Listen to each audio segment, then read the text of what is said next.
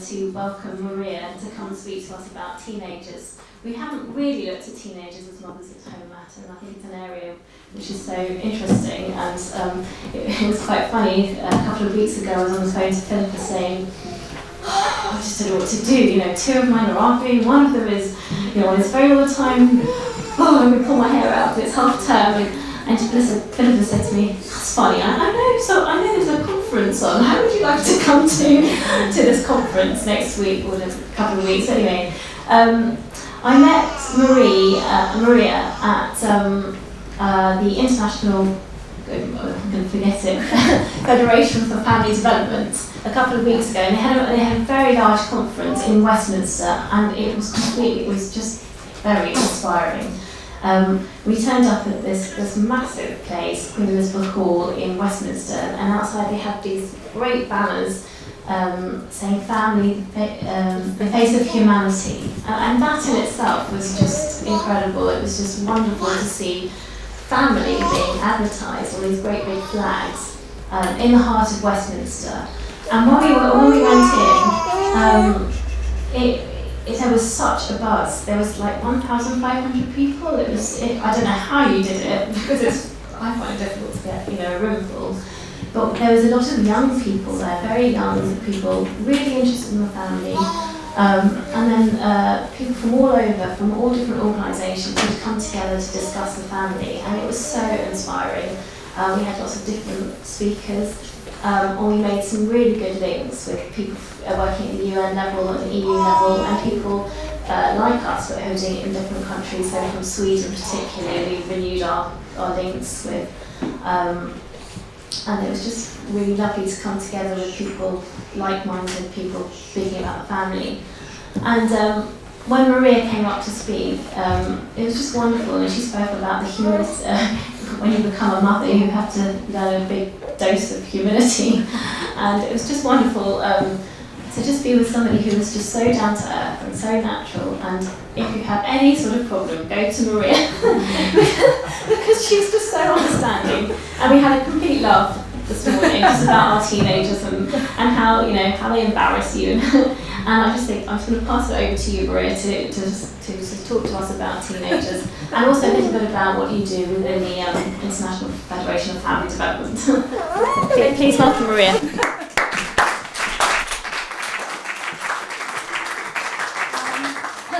Wow, what an introduction. There is no challenge there whatsoever. I actually like to move around, so I hope, is this working? Yeah, great, thank you. Well, thank you so much for having me, and thank you so much for Home Renaissance Foundation. That was the contact that put the two of us together, and it's so true that any angle on the family matters. So it's important to come together, because then you grow bigger and you reach to farther and farther areas and more people, and that support becomes a reality. I think some of you already know I have 7 children. My eldest is 24 in a month and has just had his first baby, and my youngest is 5. So I'm kind of dealing with all challenges and fun that family life brings. I'm the co-chair of the English branch of the IFFD. It's called Family Development Foundation, and I very much encourage you to click on the website because it explains what we do.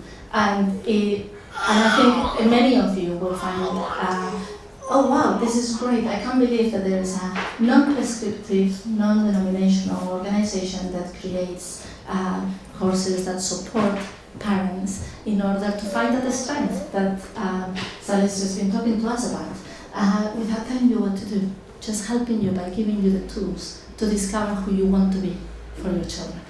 And that focus on different topics for different age groups. So this is how we work as an organization in the UK. And yes, of course, there is lobbies in the EU and the United Nations. And it's great that there is a voice that is not strong enough to be a general advisor in anything to do with the family in the United Nations. But today I've come to talk about teenagers, and how many of you have already got teenagers? And how many of you remember being a teenager? So I think the first thing we can say about teenagers is that they don't want to be us. So this is quite important, because you see, when you have small children, one of those things that Sally's been telling us about is that the important thing is to be. You give them who you are. And actually, turn 12, they're going to go, no thank you. So that creates a series of challenges. And we don't understand why they don't want to be us, because they are the best version of us. Because they are the ones in which we can apply the wisdom that was so hard to get through those years of struggle in relationships and in work and at university and with our own parents. So I think, first of all, I wanted to ask you, what do you think are the challenges teenagers give us? Irrational? They're irrational. Well, the teenager or the parent? Who becomes irrational? Definitely, very good. They want to be independent, but they're not able to be independent. Very good, they want to be independent. To help support them emotionally and to be a constant for them when they are experiencing different emotions. Very good. Emotionally, they just don't want you. And actually, you're the one who could support it, because your love for them is unconditional. Very good. I think a complete lack of gratitude. In fact, this is a really important, actually, rule of thumb of educating, of growing families, is to realize that you never teach your children to love when you love them. Why? Because your children are entitled to your love. They believe themselves to be entitled to that love, so they will never learn. Anything you do for them is, well, it's your choice. Well, you have me. Well, it's the minimum you can do. Someone says parent is so much better. so that is very important. They are entitled. How do they learn to love? By how you love other people. Your husband, your parents, your friends. Then they learn how to love. Because they know those relationships are not entitled. I think the challenge is that once they're above 12, they make decisions for themselves that you would make differently. Very good. So that is that making process, that the decision-making process, it gets suddenly out of your influence and control, and every single value you've tried to transmit seems to have gone through the wind. And someone else is having a much bigger weight. So here's my challenge to you. Actually, none of what you have said is a problem. It's actually part of the fun. I'm not on drugs. Or not yet. I start my gin and tonics at 5. Yesterday I was telling, and that I was upgraded by Virgin trains to first class. First time in my life I've traveled in first class without children. And they give you free gin and tonics. So by the time I came to her house, she said to me, would you like a glass of wine? I said, no. 2 gin and tonics is my limit. Otherwise tomorrow I can't talk. So the challenges are actually 3. Children challenge our fear. Because those we love, we don't want to suffer, to make mistakes, not to be able to love, to have fulfilling relationships. So children and teenagers especially, the challenge is our fear. Our fear that we have for them and the consequences of the decisions they make. The second challenge is our sincerity. Are we sincere enough to call things what they are? And with that, our coherence. Is what we are saying coherent with what we are? And children have, teens especially, have an amazing dexterity to point out when we've been incoherent. Why can't I watch that? Or why shouldn't I be on my phone? You are on your phone all day long. So, and now your phone actually tells you usage. The usage report at the end of the week, I'm trying to delete it, but it just won't go away. So every week I ask myself, how much usage have I demanded of my children and how to minimize, and how big my usage is? And on what? Candy block, mindless, a mindless game, solitaire, that helps me escape from them.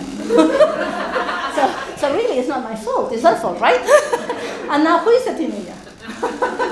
So those are actually the big 3 challenges that the teens pose to us, that the younger children don't, because younger children, they rely on us as less and less, but I think we still are 90% of the sole influence of the weight that inspires them and moves them.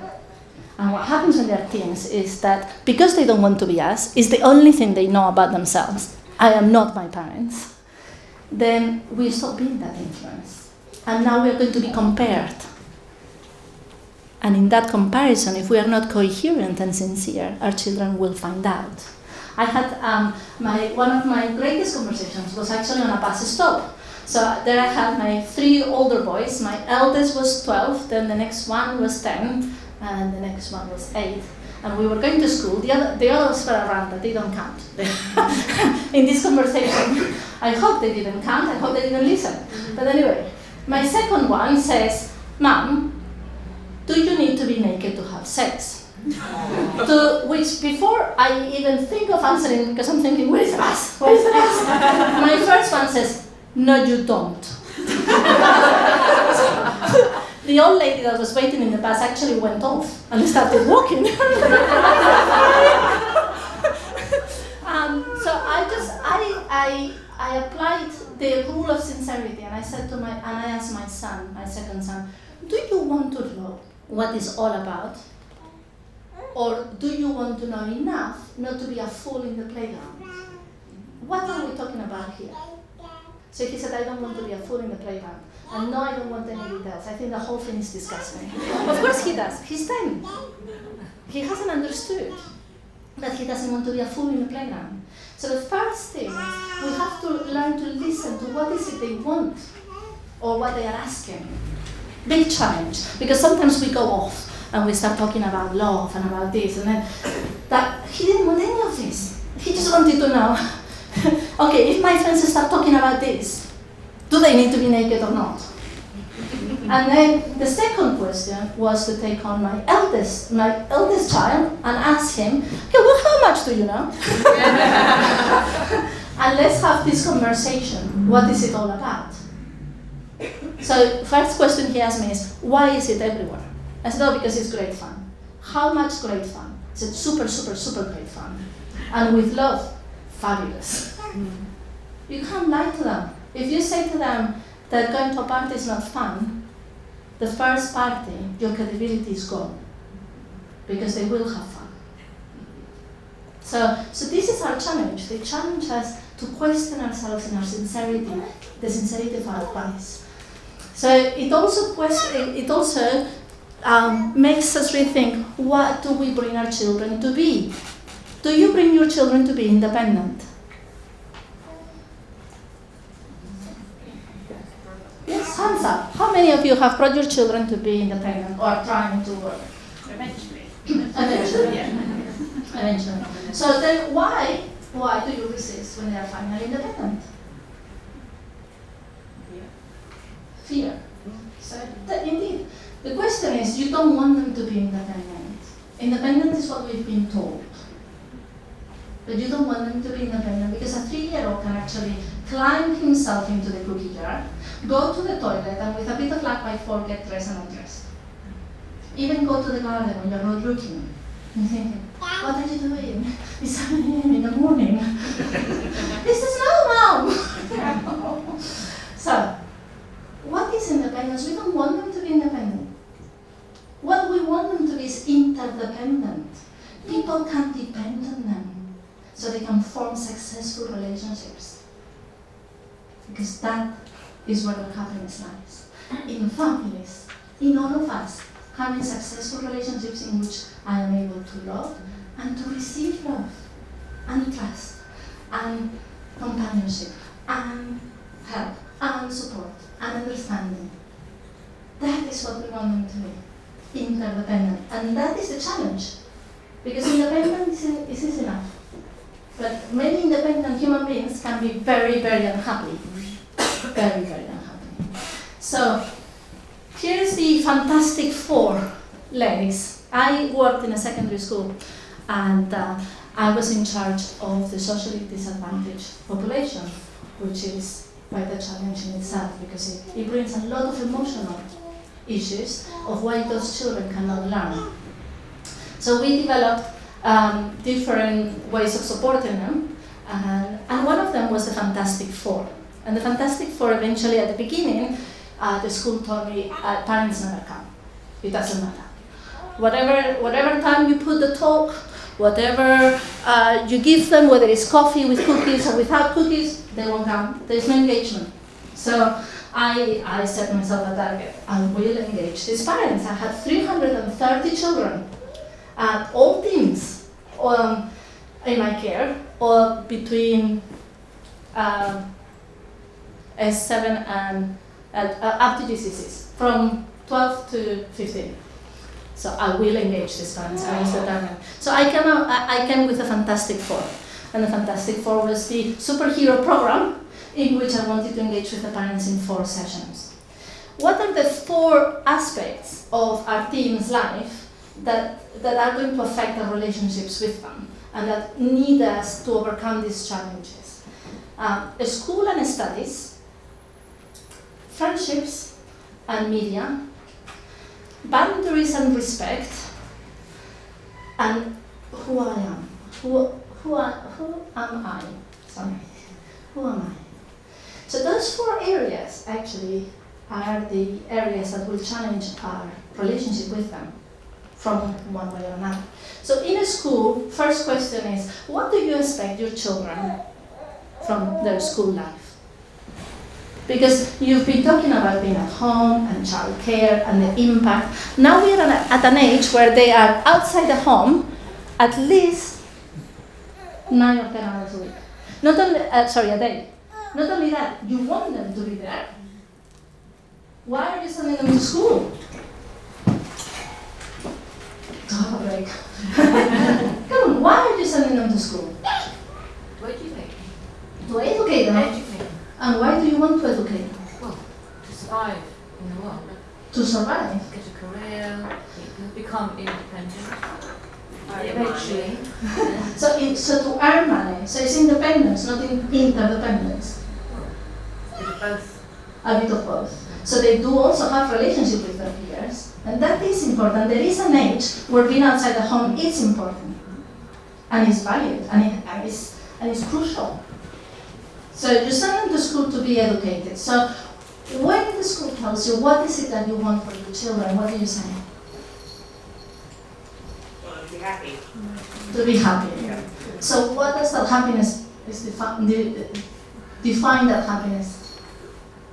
Because why are they in school? What does the school give them in their happiness? It keeps them engaged mentally, physically, and obviously gives them opportunities to interact with their peers and other adults. So if it gives them opportunities to interact, which is all true, you could also just put them in a club, in a sports club, cricket club, rugby club, swimming club, tennis club.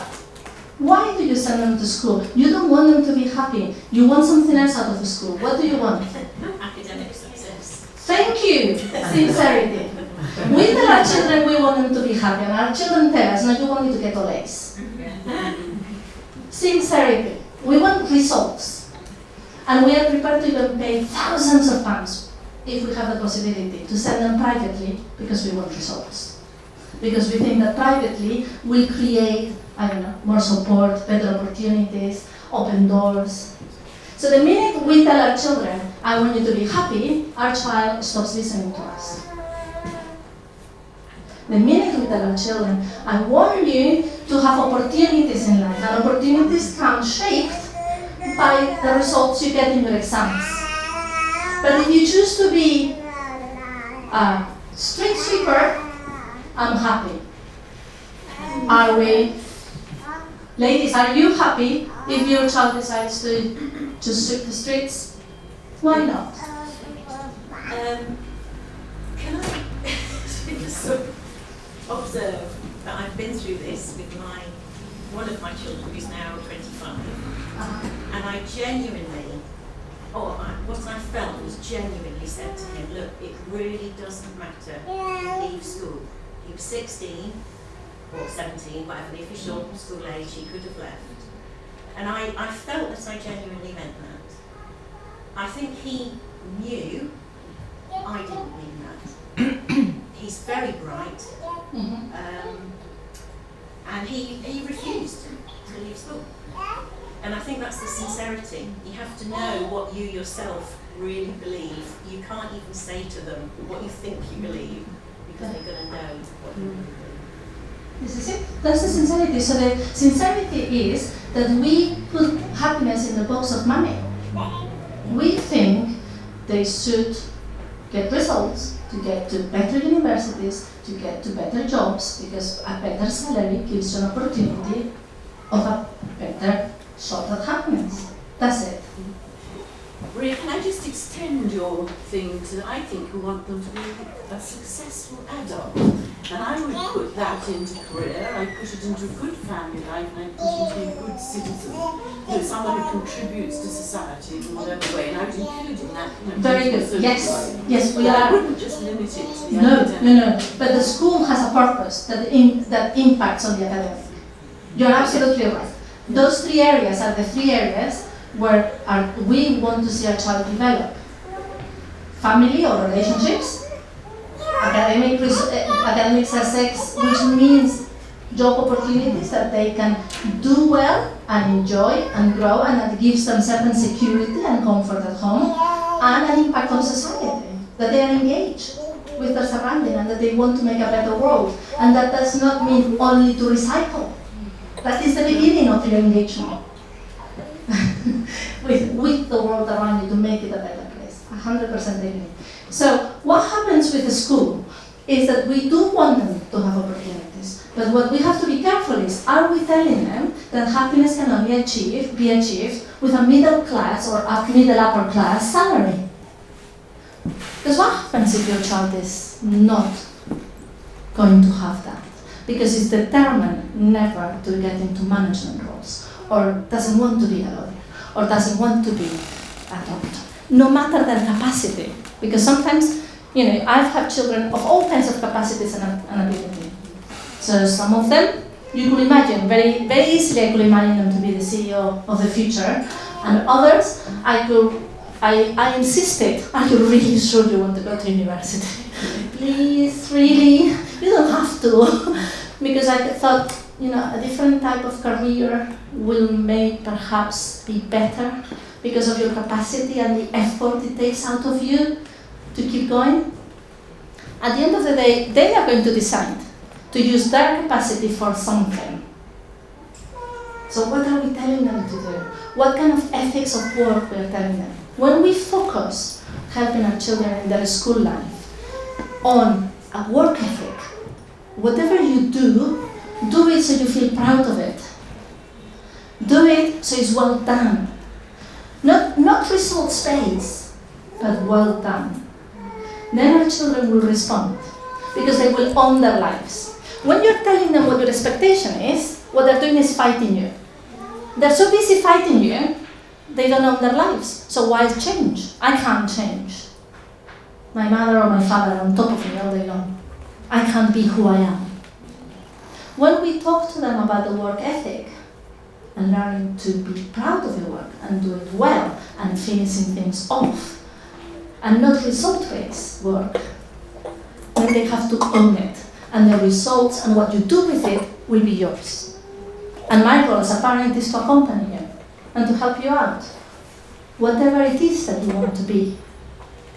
And if it's a street sweeper, I'll just pray you have a shower before you come back from work, because it will be unbearable to be next to. But never mind, do it well. Will you be the best street sweeper? That is the concept, and I think that is quite difficult because our children challenge our backgrounds, our education, and our expectations. So that is the first challenge with the school, and the sincerity. I think one of the greatest examples I experienced was a friend of mine who called me and said, "Maria, I I just had this most enormous argument with my daughter. She was 13. I just, you know what? I've just told her to leave home. Well, don't worry, she won't go far, I'm sure. By the time she's hungry, she'll come back. It's like, how can you be so calm? I said, well, why don't you start at the beginning? Now, this was a Spanish family who had come to live in London, and although the parents were both bilingual, and it was a contract for 3 years, so it was a temporary contract. And although they were bilingual, of course, the mother in Spain had a much better job than she had here, because her English was not fluent. It was bilingual, but not fluent. She could write better than she could speak, so in an office environment she struggled to follow what was happening. And lots of little things of everyday life became really hard work, because she had to think how to do it in English, and blah, blah, blah.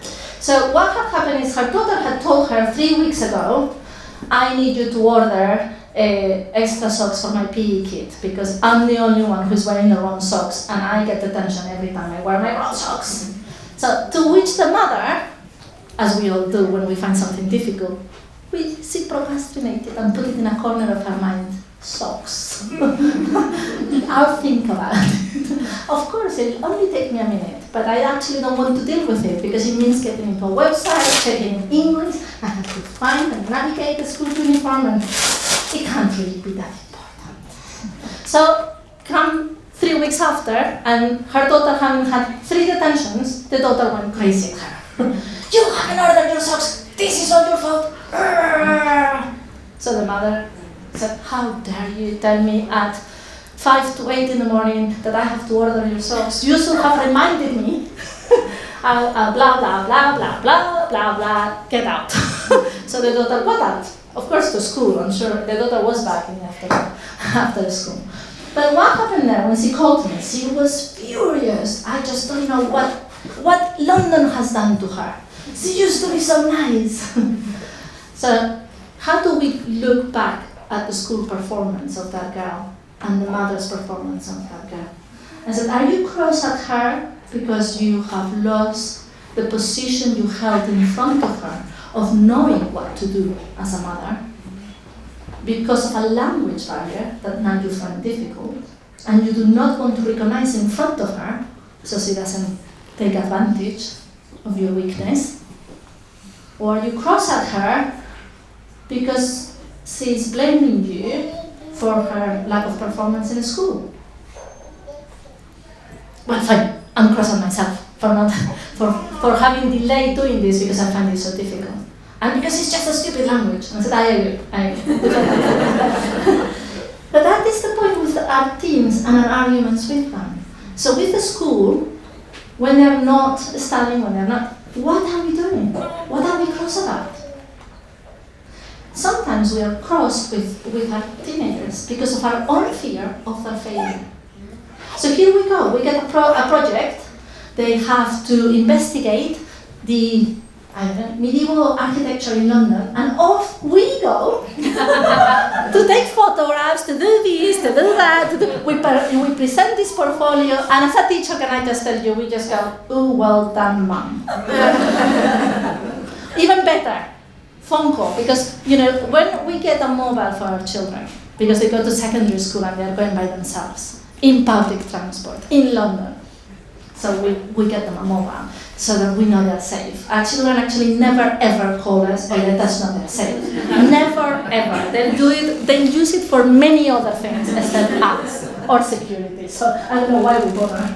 But definitely one thing they use it for is, Mom, I forgot my violin. And what do? Violin, run back to school. Do they own their lives? No. Oh, you forgot your violin. Oh well, good luck with the tension. The fear of letting my child fail in public and not take it as a personal failure, that I'm a bad mother, that's why he forgot the violin. No, he's just disorganized and he has to learn the lesson. Because when is he going to learn it? When he's working in a company and they fire him because he's lost the files? A friend of mine is in recruitment, and she said the most extreme case he has seen is a mother coming to the interview with the child because he can't manage the underground too well.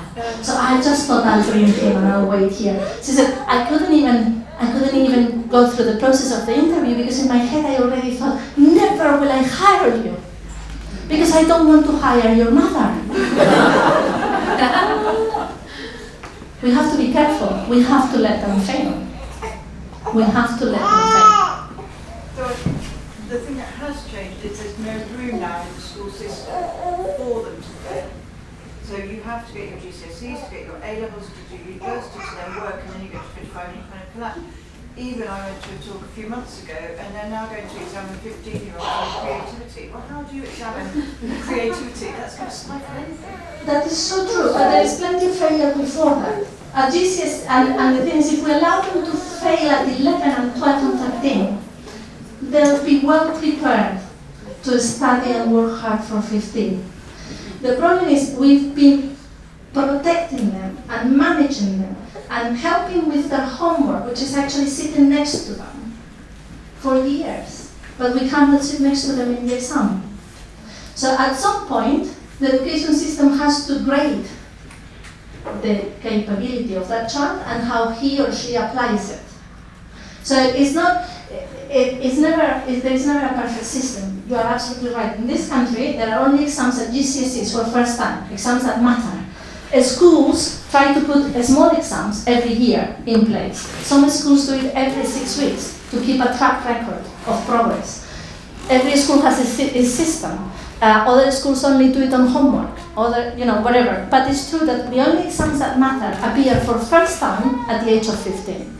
And actually with the UCAS application, the only exams that really matter are the A-levels.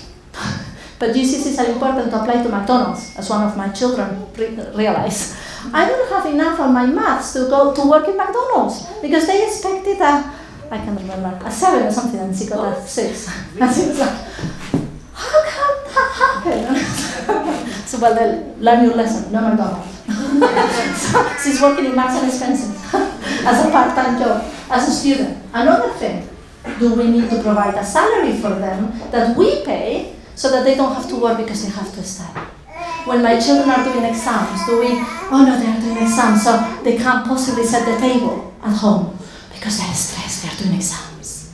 So then when they get married, they can't possibly help their wives because they are stressed at work. Or when they're married, they can't possibly have time to listen to their husbands because they are stressed. What are we teaching our children? So you are absolutely right. It's a big challenge, but we need to let them fail. The sooner the better. At the age of 5, it's really good if our child forgets their book bag, that they forget it. That we don't carry them. Have you ever seen yourselves? I mean, a friend of mine took a picture of me. Imagine with 7 children. I mean, I had 5 at primary at one point.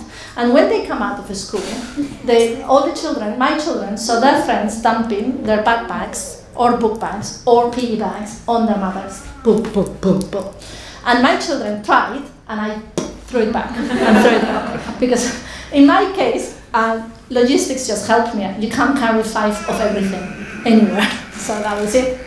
But the truth is, we do carry them. I think it's about empowering them and telling them to do the best they can do every day, and that some days are going to be better than others. Yeah. But if they do their best every day, then that's cumulative. Yes. And also that they have options, because mine are applying for university, and if they don't get into Oxbridge, there's option B and C and D, and they're all equally as valid. And I think it's about teaching them that there are other paths that they can go down and explore, and that will be okay. And that it is okay not to try your best every day, because do you, as a mother, do you?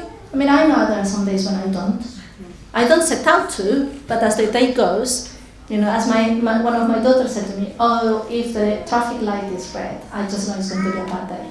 I might not be that extreme, but I know there are days where by lunchtime I've kind of given up. I'm like, okay, I'm just going to go on survival mode. Let's just take this day off.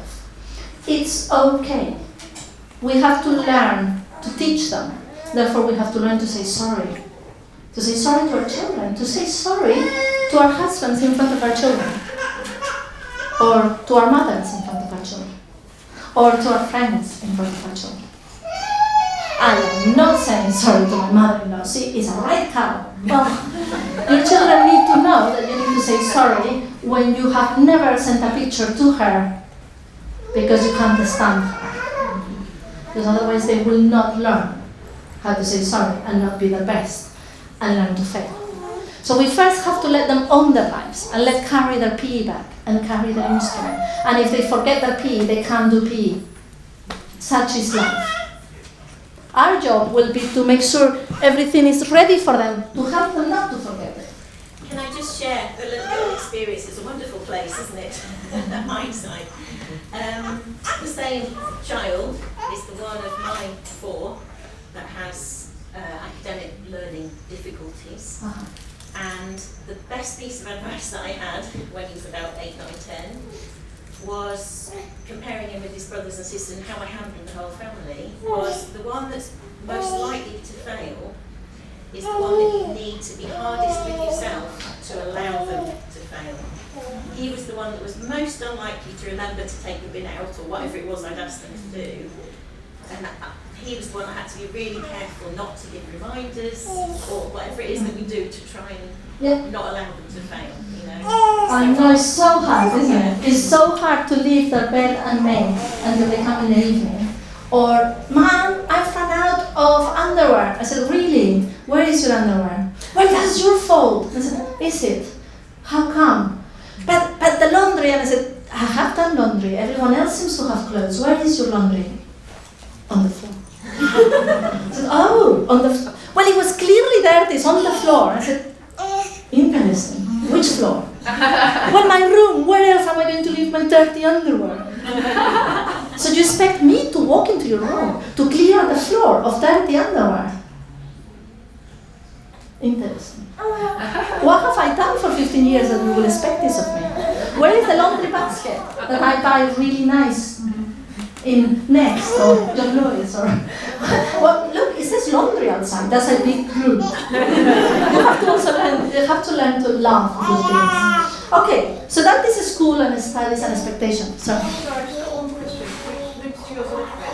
Children with dyspraxia and dyslexia, where this organisation is very, very difficult for them. Yeah. And they've still got to concentrate on their school. Where do you stand with that? How do you balance that? Very good. My youngest has autism, so I know all about challenges outside the box. I think the question is, your demands are the same, how you challenge them will be different and at least at different speed. They still have to learn to be organized because you can't run their lives for them, but it's going to be a bigger challenge. So you make the steps smaller. Well, I will expect my 5-year-old to remember the book bag, and if he hasn't got the book bag, tough bananas. With my autistic child, I will expect him to carry his book bag. And then next year, I will expect him to remember it. So you just make the steps smaller, as much as you can. And other things you agree, that's not what they are going to do, because they can't. Just a little bit. Yeah. Mine's autistic too. That was, and it's to do with love, I think. You know, if they've got their football boots and they love football and it's their highlight of the week, go to school and give them the football boots. But if they've got their homework and the teacher's going to be cross or whatever, well, okay, that's the lesson that they can learn. And I think it depends also on the circumstances and what happened and what is, all of these things play up. Someone once said to me a very good advice: never in anger or the heat of the moment throw out a punishment that you're not going to fulfill. So I don't know about you, but it's very tempting to say to a 6-year-old, you're not going to go to your friend's birthday party this weekend. And of course they are. So don't kill yourself on it. Make sure you perhaps say to them, well, you can't have pudding for dinner because you just hit your brother in the head for the last 10 minutes, even though nicely I have asked you to stop.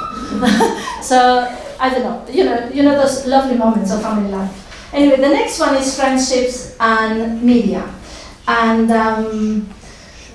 it's quite a challenge, isn't it? Because we've gone from being the biggest influence in our child's life to being the least, or so we think. And we aren't.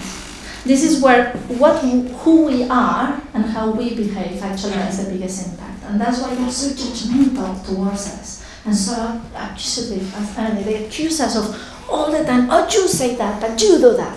And you feel like, first I had my mother, now I have you. I can't escape.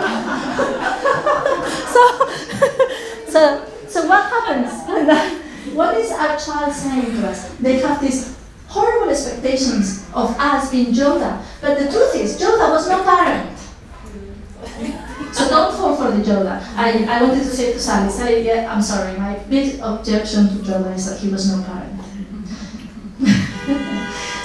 So although I do like his wisdom of few words, when you're arguing with a teenager about friendships, few words, if possible, none. None. Because they already know what you think. And in their eyes, you don't know what it's like. I have to go into school where at the age of 11, I'm going to say some of the horrible things that happen in my school, and it is a super number 8 comprehensive school in London. So it's not a rough school at all. It was a comprehensive school in Wimbledon. And yet, at the age of 11, we had children addicted to porn, therefore extremely vulnerable, because they could be taken by anyone to do anything. We had children that were self-harming at the age of 11. We had children with mental health issues. We had girls who said to you they didn't know their gender or their sexual inclination at the age of 11. They shouldn't be sexualized. They shouldn't be thinking in those terms yet. All of this through media, through the challenges. So what happens when a child comes into school like that is, first of all, they think, I know what my mother or my father or both think, so I can't share this with them, because they won't approve, or they will judge my friends, or they will, whatever it is your position is. Second of all, my parents think it's never my fault, so they will always blame my friends. Now, if you think about it, we all do. We always say, oh, so-and-so's influence. Our leader is never the one that was the leader. I still remember the first time one of my children was excluded for 3 days. I remember the phone call from the headmaster, and he was in primary. God bless him. He was advanced in every way. So, year 6 in primary, I get a phone call from the headmaster. My darling son has got into a fight in the playground with his son. Really, of all the boys in you have to choose the son of the headmaster. Both of them excluded for 3 days. So my son gets home, and I have 2 options. He's already heard the headmaster. I can be a teacher, which I am professionally as well, or I can be the mother. So as a mother, I said to him, did you use fighting as your last resort? So what do you mean by yes? Well, for months he's been picking at me and making and they were both in the football team, they were both very good, so they were very competitive against each other. Clearly, it had reached boiling point, but there has been a progress. It hasn't been just all or nothing. Okay, so did you know you were going to win? Yes, I am a head taller than him. Okay. Third, try not to be caught. So the headmaster the following day calls me and says, Pablo has told me that you have said that I am the mother, I am not the headmaster. And the truth is, you should never fight unless you're going to win. And you should try not to get caught because it's not allowed. And 3, you should always leave it as your last resort because he is 11. Now, it was different when I got the same phone call from the headmaster excluding my child at the age of 16. Another of my children, they're treasures, my children. so this one was about my lovely son, who is about this tall, and with another 2 friends, blocking the staircase of a comprehensive London school of boys, creating a blockage and then opening, so boom, the avalanche came out in front of the CCTV cameras. So that was actually really dangerous. So I gave him a download of, don't you realize someone could have crashed somewhere? Oh, Mom, it was so much fun. Oh, you don't realize the thing is, boys, we have this game that you start when you're 11 on the first year of secondary school, where you just jump on top of one and see how many you can pile up before it really hurts. How many times were you at the bottom? Is your back okay? So we go to hospital? Anyway, apparently this is a boy's thing. I don't know. Bundling is called. Bundling. Yeah, lovely. Bonding. This is what happens when you send a boy to an all-boys school. And this son of mine needed to be in the school. When he arrived, he said to me, the best thing about your school is there are no girls. And he couldn't bear the girls in primary. Now, at university, he loves the girls. I'm waiting for the one that is going to inspire him to do well.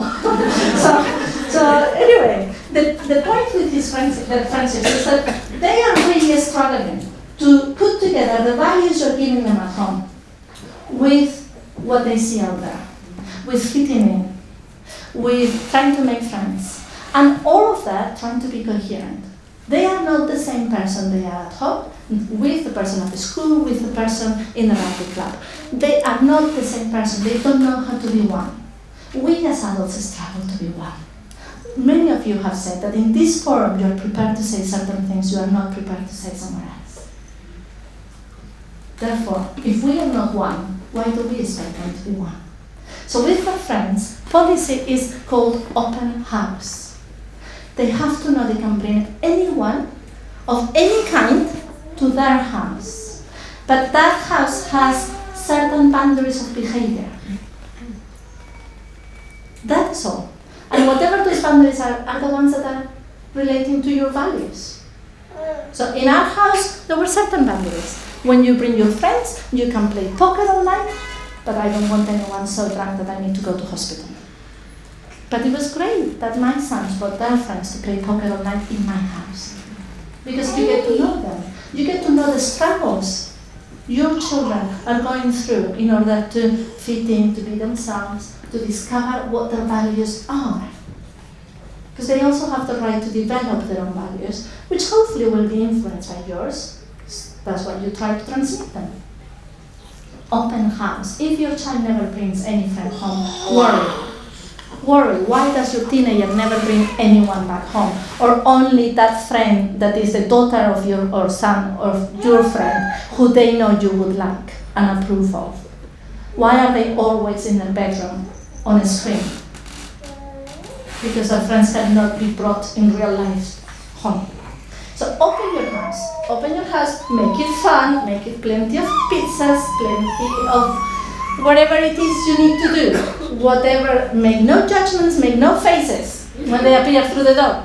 Control yourself. Try your absolute best to go, hi, so nice to meet you. Go out for dinner so that you don't have to put up with it. But open your house to your children so that they know you have no judgments on their friends. Because they themselves already know who their true friends are. But they are too scared to say it. And they don't need you to tell them. They need to survive secondary school. That is how they say it. So open your house to them. What happens with that is that you will be exposed to all kinds of things. I had a friend, that's who I learned this from, whose daughter was, the first she heard about it was when she got a phone call from a police station saying your daughter is being taken because she was stealing in a shop. As a teenager, that can be a dare, a one-off. I dare you to take some chewing gum from Sainsbury's. Or it can be more serious than that. But what she realized when she went to the police station is that she didn't even know what it was that her daughter was doing. So she stopped working and she stayed at home. So when her daughter came back from school, she started to notice what does her daughter do. Because before, her daughter came home to an empty house. So no one was there. So then she started to get to know her. And her rule of thumb was, I'm going to be at home and you're not allowed in your room. I'm not going to tell you what you do or how you do it, but you're not allowed to be in your room. That was her rule of thumb, so that she could get to know her daughter by observing her. So, second rule of thumb she did. Her daughter wouldn't bring anyone home, so she punished her. She punished her to 3 months of not being allowed to go out on the weekends, because she was in a police station. It was quite serious. As a result of the punishment, in order to be lenient, she was a very clever woman. She said to her, you will be allowed to have friends at home. So she got to know the gun, which she said to me, put a chill through my spine. There were days when I thought, will they actually kill me? Some of them. Her daughter, totally unknown to her, had got mixed up with really, really, really dangerous gang in school. The ones that did the drugs, the ones that did the stealing, the ones. She wouldn't have known any of this if she hadn't decided to stay at home and open the doors of her home to them. The more she opened the doors, the more her daughter realized she didn't belong there, because her home was a loving home, with parents that cared, with siblings, with a life full of happiness that didn't need any of the issues the other ones brought in. Let your children bring people home. Get to know who they are by observing them. Say nothing. And when they tell you things about their friends, rather than say, oh, you shouldn't be such a fan, that person, temptation, we all say, oh, you shouldn't be, oh, that person is so false. Let's say to them, well, what about giving that person a chance? What about thinking well of the person? What about you not making it bigger by telling everyone else what that person has said or done? Is let them own the responsibility of the evil they do. Because evil they do sometimes, actually. But we love to make excuses for them so they know it. You know the best technique, my daughter said to me, the best technique not to tell you something we have done is to tell you what everyone else has done. Oh, so-and-so went to a party this weekend and they all got drunk and it was terrible. And you as a mother go absolutely horrified and you think, oh, thank goodness, my daughter wasn't at that party. But the next weekend there is a party and she's drinking and you don't know. Because you were too busy listening to what the other girls have done. So, don't say anything. Don't let your child talk badly about anyone to you. Always help them to think well of people. Because the world out there is not a nasty place. It's a good place that people make even better. So help them to see this. The next one is the boundaries. Boundaries is quite a tricky one.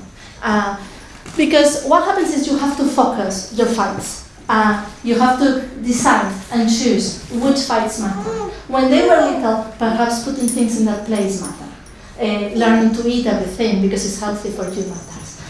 Sitting down at the table so you can have a family meal rather than the child jumping over the table all the time. As they grow up, different rules apply.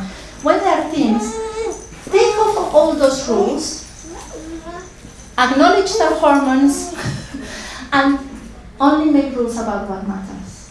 So what matters when they're teenagers? Sincerity and safety. You need to know where they are, and you need to know they are safe.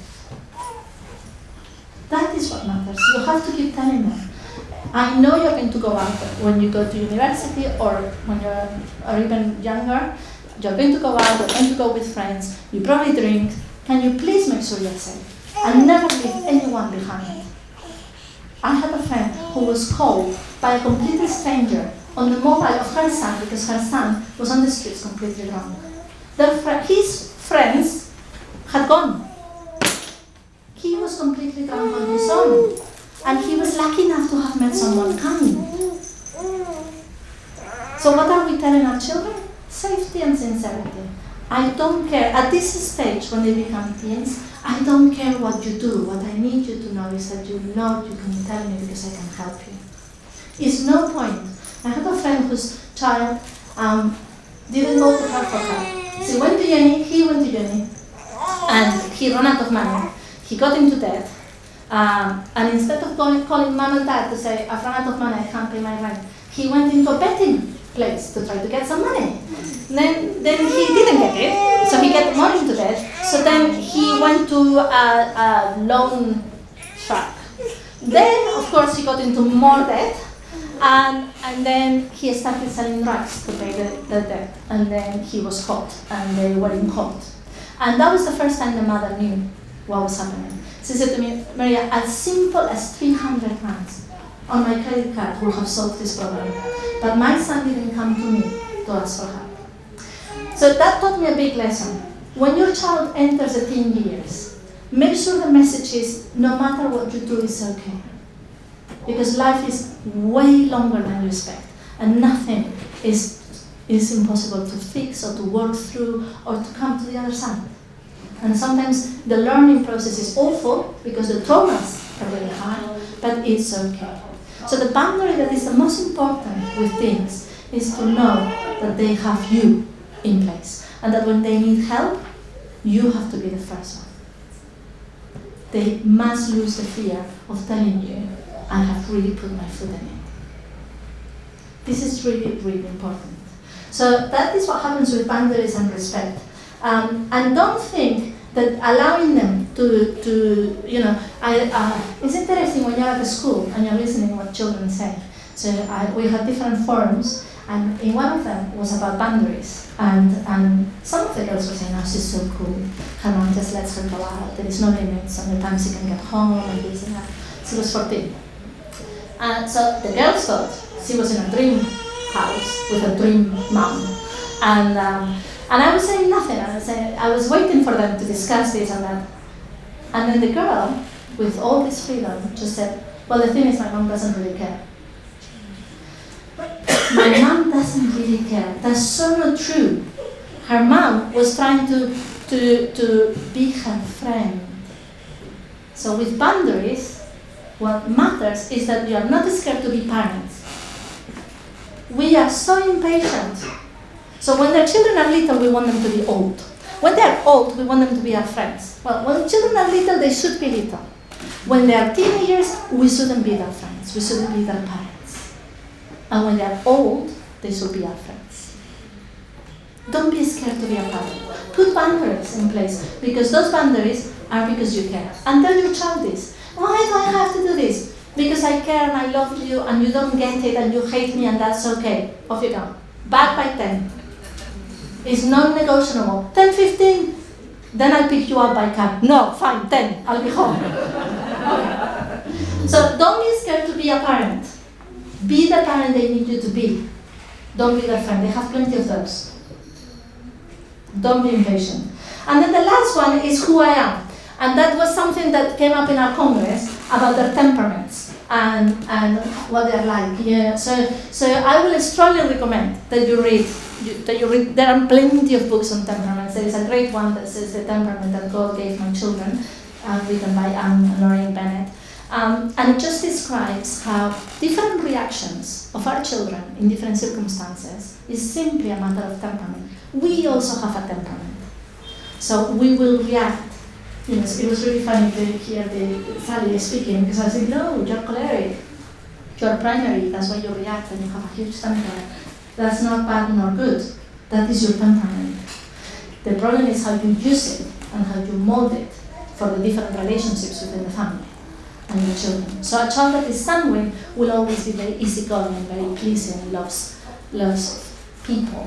So the incentive to get them to do something is people. A child that is romantic hates confrontation. So the minute you shout, they shiver and they do whatever they have to do, but there is no conviction with him. They just hate confrontation. A child that is choleric is primary, is super energetic. They always sign up to everything. And you think they're so motivated, but they don't necessarily finish off anything. And a child that is melancholic is very resentful.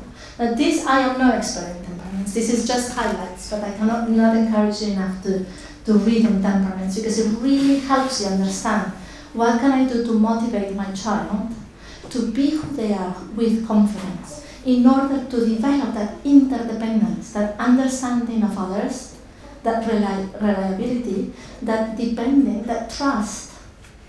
And how can I save my relationship and not take everything personal? Because we are the grown-ups. So we have to realize that he's not trying or she's not trying to ruin your day. Sometimes they are. But mainly they are just surviving. And you are the punch bag because you love me. And I'm entitled to you waiting for me to punch you. So this is what I will say. So just to finish, I will say, pick your battles and live by your name. Be sincere. Call things what they are.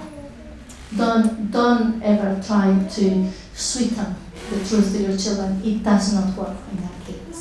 So sincerity with yourself and the humility to accept that is who they are, and that has nothing to do with you. You tried, you gave them what you could, but their choices are theirs. They are not your fault. So let them own their life. And with that, I'm going to finish. Sorry. I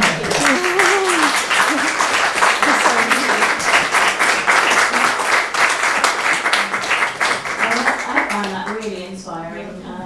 I'm going to open it up to the floor. So, are you happy to take questions? Yes. Yeah. Anyone got any? Claire? Thank you. But going back to this gratitude thing, having my daughter's 13, so she's had a really good background. You know, we've done gratitude up to 13. But do I just sort of absorb it for the next 5 years, or do you still try and? I mean, do you deal with the presenting issue, which is that she's frustrated about something, or she's not recognised I've done something for her? Or do you just not comment and move on? Because she'll emerge at 18 and she'll be a grateful person. But at the moment, she hasn't got an awareness of other people existing other than as a function of her. Yes, I think there is two aspects of which handling it that matters. One is that if you have someone else at home, so a husband, a sibling, a mother, it depends on our circumstances, life gives us. It's really important that she doesn't need to be grateful. The other one, so my husband will say, like, oh wow, wasn't mom really kind to have done that? Someone else's acknowledgement will have 10 times the impact. If you try to get out of her a thank you, you're only nagging. And it's your choice to do it, so don't do it. That is the lovely sentence they use for everything. So don't demand of them what they cannot give you. So someone else doing it will create an acknowledgement on their part, even if it's a sibling or something like that. The other thing is, by not demanding of them, you start to choose what you give or not give to her. And this is when we start realizing this thing of letting them fail or letting them... There are times when it's good that we don't do, and we let it happen. Why? Because what we are going to say to our daughters from now on is that you don't need to be grateful. What I've done not because you're going to be grateful, but because I choose freely to love you.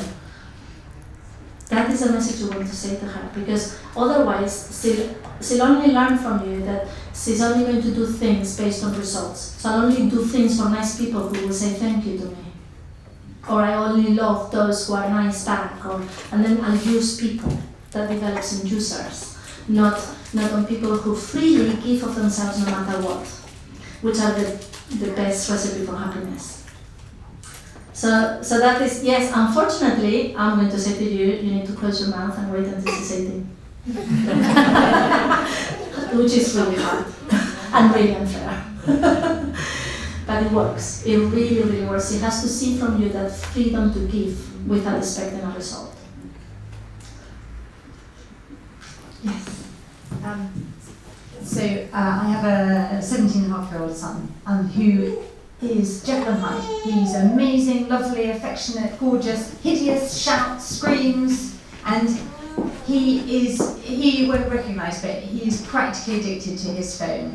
And I should have done something 5 years ago, but we are where we are. And there are many things that have been flashpoints, and we just don't deal with those anymore. But that is the thing that's really driving me mad, and I worry for him as well, that he has no capacity to. Oh, I've been on my phone. I've been on my phone too long. He thinks he's been on 10 minutes. He's been on 2 hours, and he can move from phone to computer to, if I've left the controllers out, PlayStation. And that will be his day, or just watching a film. And I don't know, without starting another World War III, how to get him to take responsibility for his phone. Because I've tried let's compare how much we've been on our phones, and no, I don't have that app on my phone. Well, it's in the system's preference. It can delete it as I have my app. But no, I think you're right. I mean, if it's any consolation, we learn by mistake too. we put our foot with the phones with our first 2 children, and then we suddenly stopped. In our house now, we don't buy a mobile phone until you're 14. We delayed the problem, and then it plays also on their temperament, which also is something I found out when I was researching it. So your son is choleric, so the phones are really good because his reaction has not got an effect. So he can just take from it without having to have a reaction that is either judge on hand, good or bad. So that's why some children will also get more addicted than others simply by temperament. Nothing you can do about it. Now, what I will say is, in our house, we challenge the things that matter to us. So we said meal times had to be phone free or TV free or anything free, because it mattered to us that we sat down and we talked. And in order to do that, we had to change our meal times in order not to be an occasion to tell everyone off. Sometimes happens in families. You sit down for a meal and, have you done your homework? Did you do this? Have you done? So we started to have that, tried to have the philosophy of talk about something you've read or something you've watched or a movie. Another thing we did was family movie time became sacred on a Friday or a Saturday, depends on their age and how they go out with their friends. So one night a week, we all watch a movie and no one is allowed on their phones while we're watching it. And they can choose the movie. I've watched plenty of Lord of the Rings and Batman, and I've watched some really dodgy, strange movies, and I've watched some really good movies. But in a rota, one gets to choose, and the only thing that has to be, the rule in our house was it's appropriate. I'm too old to watch porn, don't you dare put anything inappropriate or anything that has too many scenes because I'm going to fast forward, because I'm too old to do this really. So that's what I said to them. So they respected that rule. And we've watched all kinds of challenging movies in many ways. And then had plenty of popcorn, hot dogs and this. But that was again another 2 hours that we took away. Another thing I said with my son that I think it really helped was, okay, you may be on an electronic device, but you have to be downstairs. That really helps because being surrounded by people, you don't use your mobile phone the same way in your bedroom that you will use it in the tube because of the fear of who is overlooking you. And you don't need to overlook him, but he will behave differently. And there is an acknowledgement of you. And what we started putting into practice when he was downstairs is that I will bring him, and this might sound really strange, but I actually started buying his favorite drinks and his favorite snacks, and I will interrupt him with those. So what I did was I targeted the phone with love, not with argument. And eventually he disengaged. To the point that now he's married, and he said to me, you know, Mom, I've got addicted to a game while his wife was in labor. Can I just say? She said, after the first 2 hours, he got an epidural, so it was really boring. There was nothing else for me to do. so new generation, right? Anyway, so he said, but the thing is, because it was 6 hours, I got really good at this game, and now I can't get it done. Especially because every time we're trying to have a conversation, then suddenly the baby cries and she goes off to feed, and then I'm left on my own, so I go on my game. And he's professionally doing really well. The thing is, he's capable, so he doesn't need hours to do what he needs to do really well. So this is interesting because also children that need to put a lot of time in studying things, then they are challenged not to use their phone more, but children that are very capable very easily have time to waste. So again, we challenged it with love, and now he's the first one to ask for help. So I said to him, replace it for movies. Movies are about interactions and people, so it's healthier than games or, you know. So you start replacing all the time with people and love.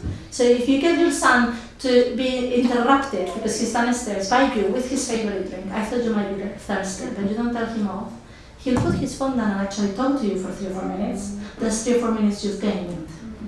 So like this, and you start the process. And in a positive, it'll go down to only certain times of the day. In a complete positive. All I can say is it's not a fast result. It takes an investment of about a month. But in that month, my son, who sounds very much like yours, who was perfectly addicted to it and getting really good marks, so we couldn't even use that excuse to kind of take it off him, then became just a regular user of 1 or 2 hours in the evening, which in this generation, don't think you can think is not normal, and stuff. So yeah, lots of loving interruptions.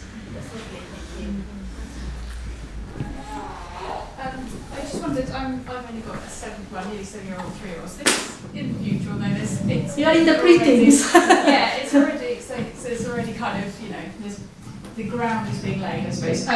But I suppose I'm interested in is hearing you've been through you've had a number of children, and you said you've got some that are older now. Yeah.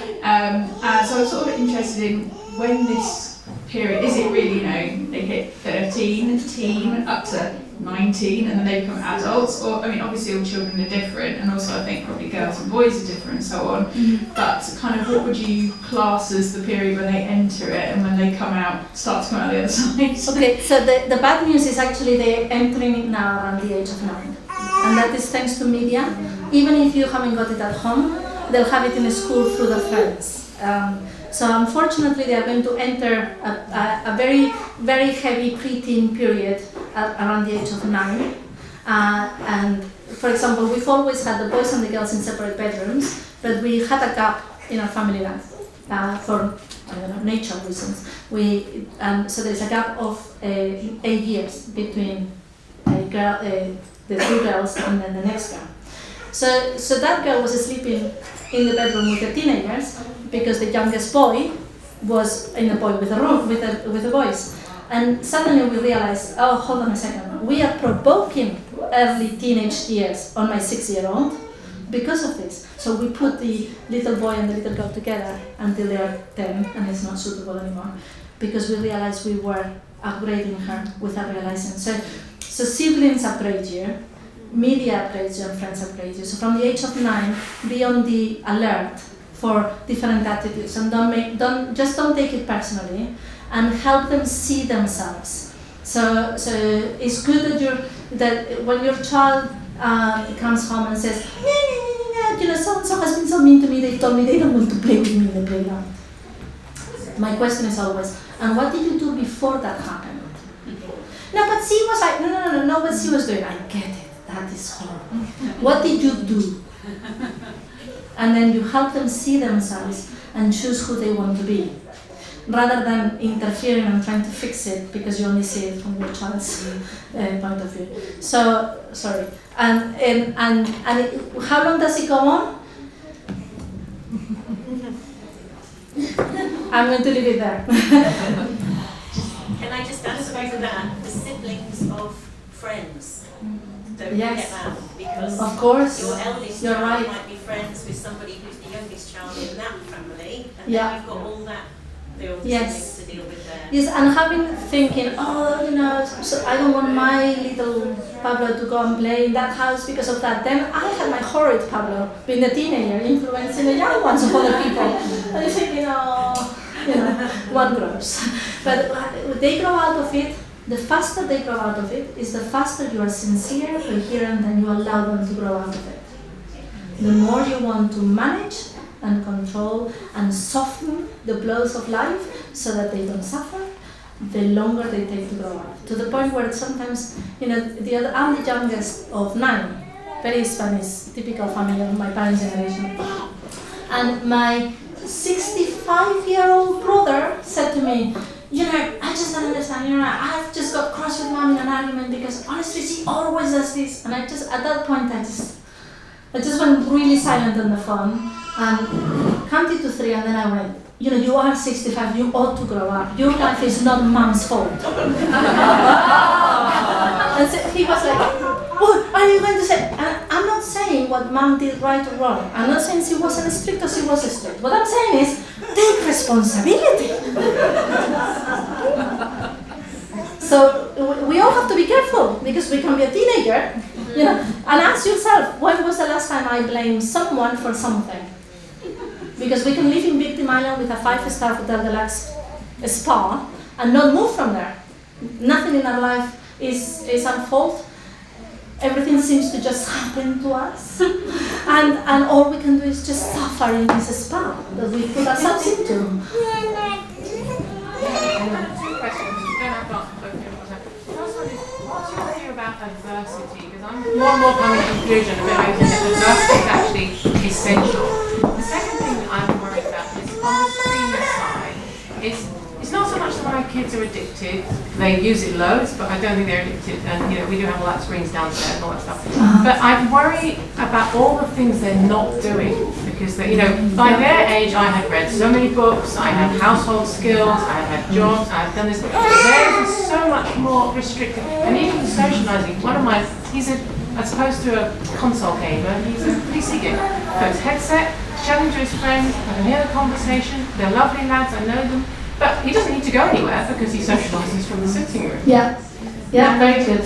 And so, I mean, what's your sense? Okay, so first of all, adversity, you are right, is essential. And in fact, in schools, the leading schools are now putting programs in place to create adversity for children, to create resilience, fortitude and perseverance. Things that children don't know how to do because nothing has ever been hard for them because mommy and daddy have solved it. So let them hurt. Let them get hurt. Please. Because when we get hurt and when we suffer, we grow.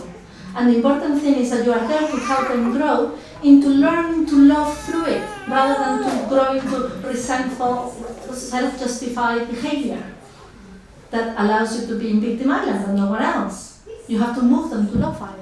So adversity is essential. The best thing that happened to my family is that my youngest was autistic. And I say that after loads and loads of hard work and tears. Why? Because everyone had to give of themselves because we couldn't survive it.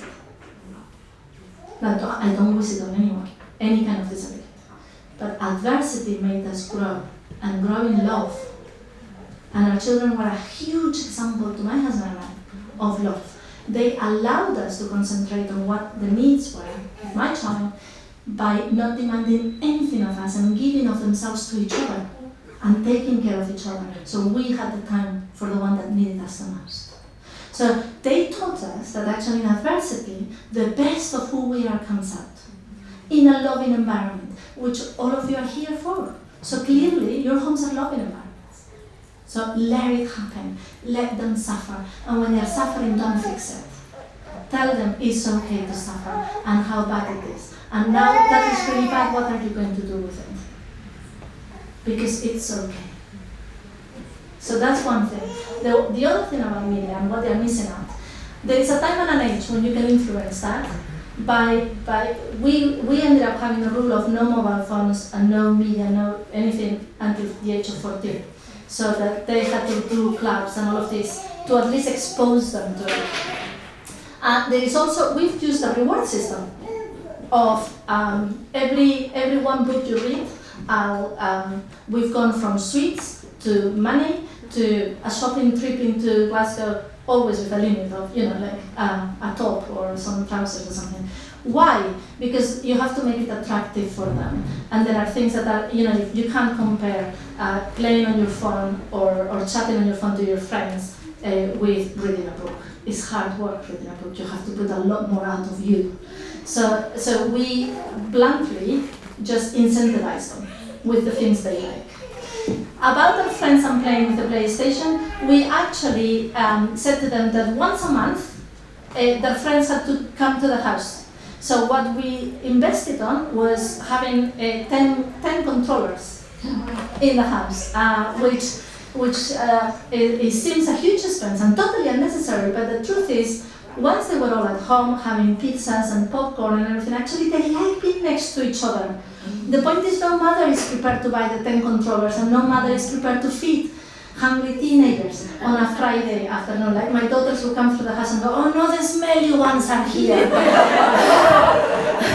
So it's interesting. Having a house, a door open attitude in your house really works.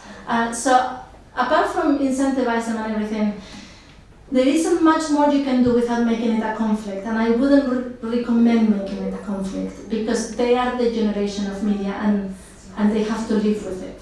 So it's much better to cause interruptions because of loving, and doing really extreme fun stuff has really worked. So for example, we changed our family activities from going to the National History Museum to going to the I don't know if you've ever done those flying schools where you are put in a tunnel of air and you fly.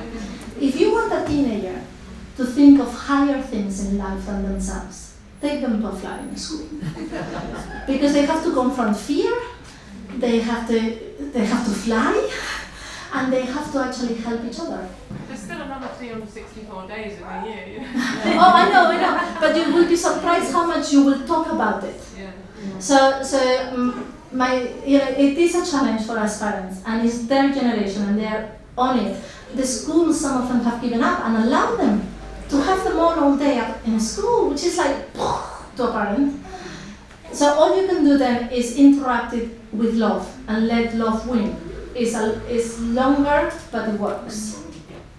I'm going to have to. Sorry. It was absolutely fascinating. Thank you so much. Thank you for having me. No, just before we've just got a few little things before lunch. I Ronnie's going to speak, I know Claire's going to speak, and I've got something from Emily.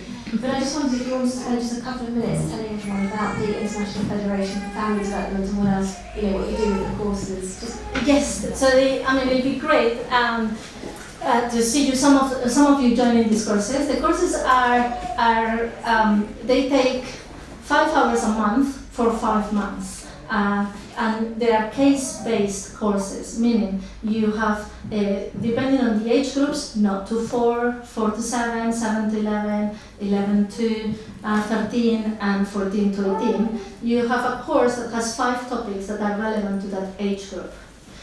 So those 5 cases challenge you to think about that topic and how you want to handle it at home. So you read the case has very extreme situation, but a very realistic situation. So when you read it, you can think very easily, oh, that was my last Sunday. A bit more extreme, but literally my last Sunday at home. So it's a very healthy way, because you don't focus on something personal, you don't criticize or judge or prescribe what to do, you analyze. Okay, what are the problems in this situation, and what are the possible solutions? So you meet in a small group to discuss the case and how realistic it was and how much you think it really is reflected in your family life. And then from that you have a moderator session, in which all the small groups come together.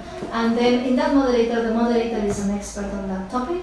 And what it will do after the whole discussion and the possible solutions is give you guidelines for you to think and discuss if you have a husband or a partner with your other half, if you're on your own by yourself, to think, okay, out of this topic and this challenge, how is it I want to manage it? So what happens is we depersonalize, so we don't react to situations in a personal hurt manner. We actually realize, oh, okay, this is just what normally happens at this age. You also think, where is it that you want to go? Okay, on this topic, what I want my child to learn is, so on the media front, what I want my child to learn is that humans are more important than the machine. So that human interaction is more important, and then you create a proactive attitude of how you're going to handle it. Now, that is how the courses work. We've had about 500 people in London doing them for the last 5 years, and now we are going to Manchester and to Scotland as well. And they're all on the website. I encourage you very much to go into the website so you can see all the work we do, and also the work that IFFD does, because you lobby to try to change mindsets and legal outcomes, and that is exactly what IFFD does, and that's why it's in the United Nations, making a huge impact pro-family. So we let the United Nations team know about your existence, and they were thrilled, because for them you are proof of data, and that they keep collecting to make their case heard better and better. So please don't stop, don't ever stop. And then, so all the information is there in the website. So yeah, please have a look. If you do the Teams course, I'm sure I'll see you at some point in there. Yeah, I think that summarizes it. Thank you very much. Can we all just thank Maria? So Claire, would you like to talk about? So Claire's start. Actually, I'm going to let you speak. But Claire's set up this year a podcast, Mother's Matter, and she's on quite a few already, isn't she, Claire? So I'm going to let you. I have, yes. Thank you.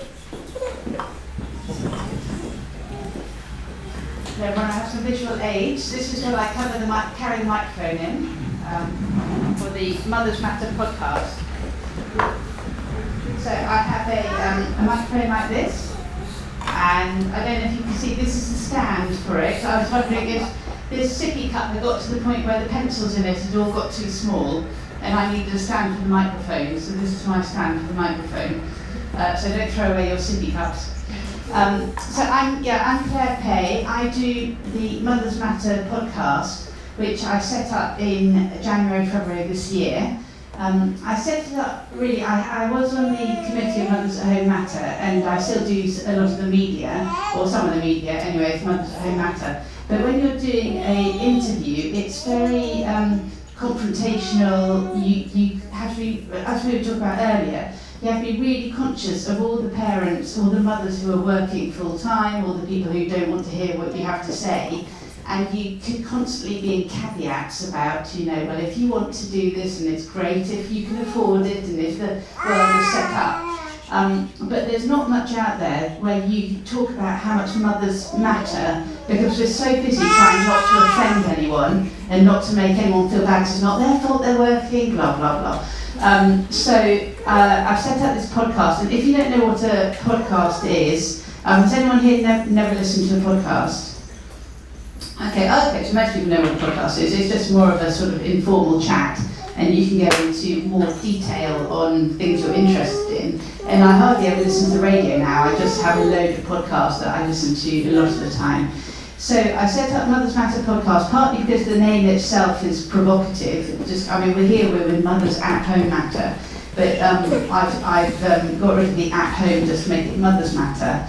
To make it so that I can talk about a wider range of things. But every podcast is putting the mother at the centre of the conversation. So on Woman's Hour, they'll talk to a mother because she's an expert in something else, and her children are being looked after by someone else while she's busy being an expert. So it's not important that she's a mother, it's important that she knows something else about something. So the Mothers Matter podcast, I'm always really interested in the mother, and actually here I have a lot of people that's like sort of dying and going to heaven. You've got a load of people I've interviewed over the years who have resurfaced well over this year. So I've talked to a range of people that I've found really interesting, because I've chosen all the topics, so it's been very self-selecting, and I have a few future people sitting here today as well. So that's why I set it up. I think I've done 14 podcasts, and they're all available on, you just look up Mothers Matter podcast, it's on Spotify, it's on iPhone, it's on everything. The most popular, there's been 1,400, I was looking up the statistics this morning, 1,400 downloads, which is, or is it 1,300? Anyway, which is quite humbling really. I don't know if anyone's actually listened to it, but it's been downloaded 1,400 times. The most popular ones, sort of says something, is the one with Sarah Douglas-Pennant on bereavement, mothers and bereavement. And then very closely followed by that is Mothers and Guilt. That's been a very popular one. But that one actually is really good. It talks about teenagers, it talks about the under threes. It's a really good one. That's podcast number 5, but they're all really good. Number 6 is on mental health, which Emily did. Home education has been popular. The one that's been the least popular has been Mothers and Fathers, and I'd encourage you to listen to that one. It's with Sam Jackson, who's the managing editor of Classic FM and a father of 4, and a really, really nice guy. He's a friend of mine, so we end up sort of chatting a bit much. But fathers are really important. I wanted to interview a father very early on so that no one said, don't fathers matter as well? And fathers obviously really do matter, and there's lots of statistics, there's lots of conversation in that about why fathers are so important. So, and the last one was with Marie Peacock on family-friendly policies, because we're in the election campaign, and I'm going to talk with Diana Dean later on about cortisol, infant stress, childcare, which is massive at the moment, and I'm going to be talking with Don Draper hopefully this afternoon about taxation. So 3 sort of hard-hitting ones, but ones to listen to if you want to challenge your would-be MPs to have some proper policies that would actually support families. Are they going to come out for the election? They'll probably come out next week actually. Yeah, or later this week, Diana's one. Because what I do, I record it, and then I do an intro and an outro, technically speaking, which is where in the outro, the bit, if you can bear to listen to the end, that's where I put a lot of comments in about something that's been in the media. I'm going to talk probably on the next one about this comment about just a mum and why mothers always put themselves down. So I put a little bit of commentary, but I put it in at the end. But it's my chance to sort of talk back at what's been said in the media in the meantime. So we record it, I do an intro and outro, and I actually pay a producer because I did try learning how to do all the production, but I decided I just didn't have time and it was too complicated for me. So I pay a producer to do that, just out of my money. So that's, and so it only takes a day or two if I have time to put it on, and it's on social media and so on and so forth. So that's Mother's Matter podcast. If anyone has something they'd like to talk to me about, on the podcast, I'm always happy to hear from people. I live in Hampshire, so it needs to be someone sort of nearby. Oh, Ronnie said the career break one is becoming really popular. Actually, that hit the charts quite early on. There's one in career break. So I like to travel to meet with someone because it doesn't sound so good over Skype. So yeah, any ideas you'd like to suggest, or if there's something I could talk to you about, then please get in touch. And it's mothersmatter@outlook.com is my email, or I'm on social media as Mothers Matter Podcast, or Twitter is @podcastmothers. So please do get in touch. Thank you. Thanks, Claire. I'm going to pass you straight to Ronnie to speak about career break people, because I think. No, okay, sorry. We can't get the projector. I'm not very technical. I think one of the areas we found with Mothers at Home Matter is that, particularly as the years have gone on, it's become harder to firstly make that break to giving up the work, financially, and also because it's very hard also to get back in again. And so I think it is important that we look at this area because it is of concern to many mothers.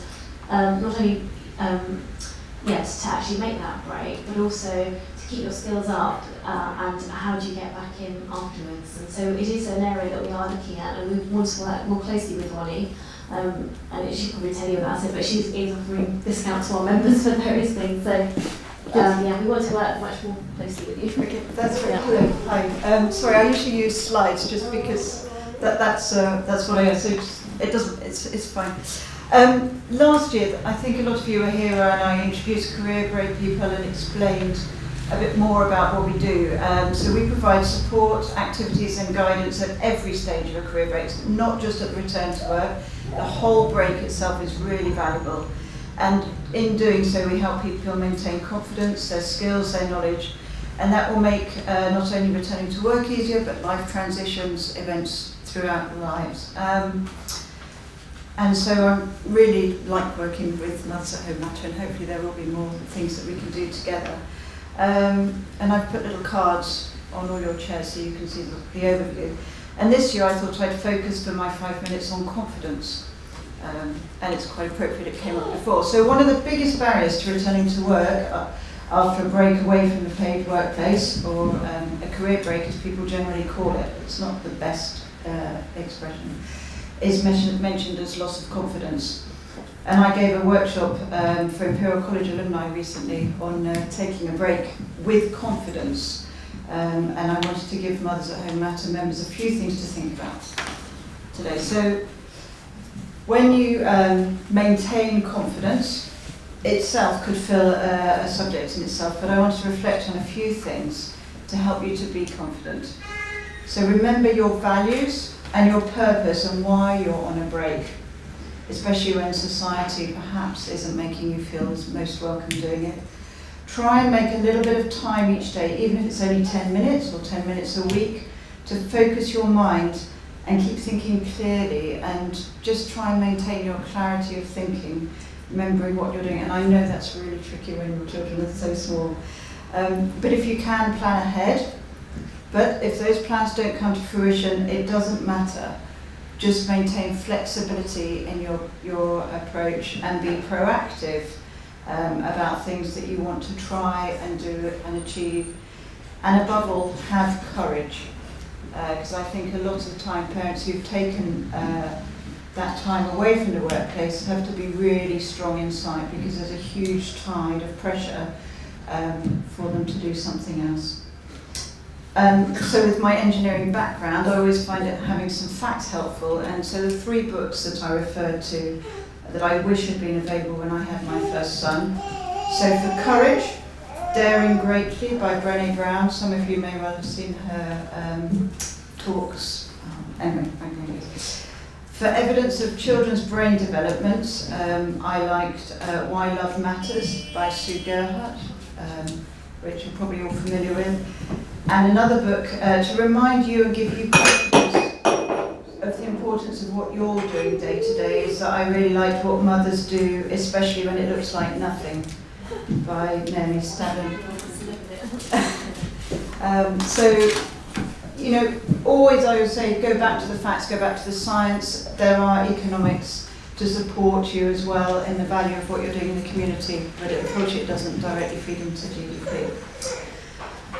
So I'm sure you all know there are about 2 million people on a break for caring reasons at the moment out of the workforce, which is probably about 30 million, so it's a little bit under 10.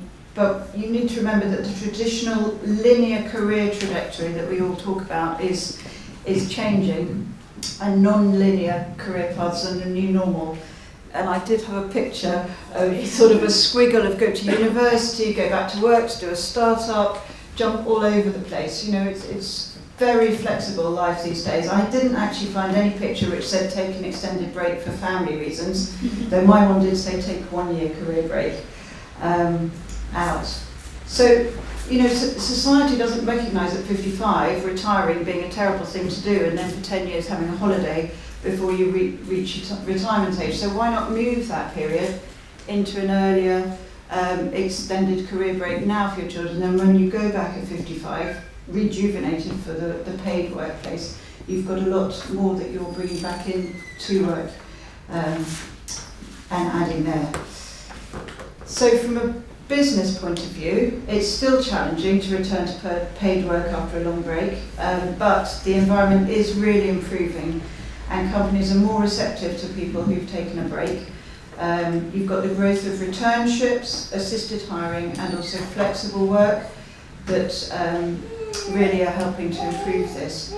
And when you return, reframe your break as self-development and training, and write your CV as skills-based rather than trying to put a timeline one when you might feel that there's a huge gap in your development, which isn't really the case. So what can you do in your time away from the workplace? So be aware if you're developing skills, volunteer relevant to your children as well, so make it fit around your life. I would say get involved in your school's PTA a little bit, because actually, in fact, I had a conversation at my school yesterday. It's not just the mechanics of running an event and things like that. There's an awful lot of support and confidence building and development that goes on amongst the parents there, and perhaps, if I might say, just being at home on your own might increase your loneliness rather than feeling that you're part of a group and moving forwards. If it's relevant to you, keep your professional CPD up to date, which as an engineer I know isn't easy, but if you can do it, just try and keep your logs and your records going. And look also for opportunities to network. Just keep in touch with people or do some training, keep up to date with digital skills that are going on, or do volunteering like selling tickets and processing things and using online settings. That will just keep you in the digital sphere and not being so afraid of what might have changed since you left work. And so to help you, we run Pondere Pilates for the Mind talk series. So once a week, like you might go to yoga or yoga, play tennis, what have you, just go to a talk. We run 8 talks in a term on a whole variety of topics, technical, climate change, we also have psychology, mental health. We've had the one tomorrow is on shame and anger, which is very relevant in the home and for success and failure, but also in the workplace and how you would relate to others.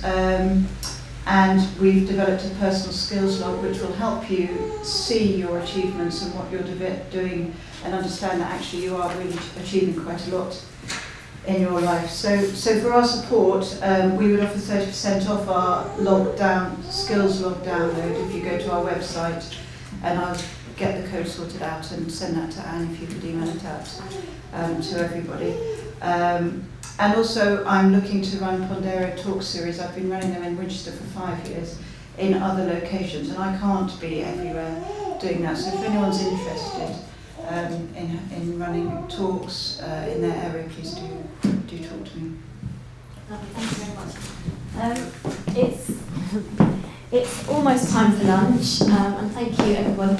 Diana wants to say something, yeah? Just 20 seconds. Yep, here you are, I'll pass it over there. Christmas present problem for your father or father-in-law. This is being published on Thursday. It's a lovely, happy, fun book, the Grandad Manual. And it's done by Hayes. They also do manuals on cars and motorbikes. It's how Grandad can handle it, basically. It's a lovely book. Andrew Parkinson. Okay, I've got some leaflets if you're interested. Yeah, after when we come back after lunch, we'll have our AGM and we'll talk a little bit more about what we're doing as an organisation. And I particularly want to look at the election period, because childcare is obviously being raised, and both the Labour and Lib Dems have promised all sorts of childcare and for 9-month-old babies, and to see what we can do, because actually it's an opportunity for us to start getting our message out. And we are very few on the ground, so we really need to expand and widen our reach. So if you can stay, that would be wonderful.